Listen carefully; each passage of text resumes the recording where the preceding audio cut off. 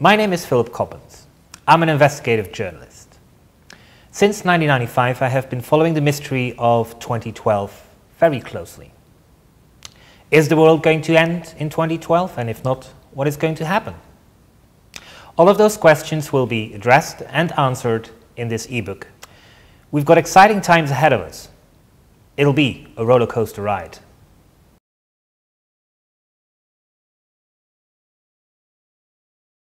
"2012 was chosen by the Mayans as the end date of a calendar which began 5,000 years ago.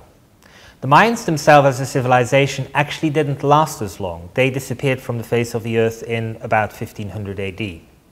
So the question really is, why is a date chosen thousands of years ago maybe still relevant today when a society like the Mayans has completely disappeared?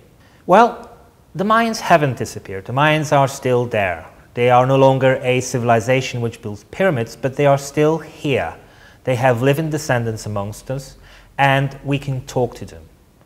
The calendar which they were using 500 years, 1,000 years ago, is still being used today by their descendants. And so 2012 has an awful lot of relevance to us because thousands, hundreds of thousands, millions of people in Central America are living by a calendar which says that something is about to happen in 2012. I'm an investigative journalist who has been looking at the alternative phenomena for 15 years, if not longer. Throughout those 15 years, I've seen the 2012 phenomena develop from something which really was asking a question with no answer to various theories which really have no foundation in what the 2012 mystery is all about. I have been reading all of the 2012 books. I have spoken with, studied with, and addressed the major themes with everybody in the field. And I really think that if you want to say you're an expert in the 2012 phenomenon, you need to have some years of exposure and direct exposure to these people, so you actually know more than just the books. You have to have lived the 2012 phenomenon, so to speak. So around the fact that 2012 is an end date, what it actually means is that it is an end date of a calendar system.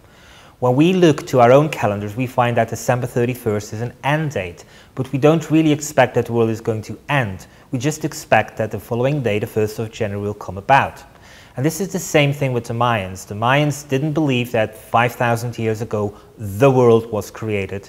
They believed that a world was created, a world age was created. And they also believed that it was going to end, that it was going to be replaced with another world age, the fifth one, which is going to start on 22nd of December 2012. There is so much misinformation and misunderstanding about 2012 that I hope that this book really brings 2012 into its proper setting, but also gives some very basic, thorough, detailed, profound understanding about what 2012 should be all about. 2012, and I will repeat this almost ad infinitum, is about the Mayan world. It is about a movement which exists with them and where the West, we can actually participate in. 2012 is about the rejuvenation of the world, and it's an expectation that we have been here for generations, but we now live in such interesting times that there is a hope for a future, a world which is going to be unified, a world which is going to become a global culture.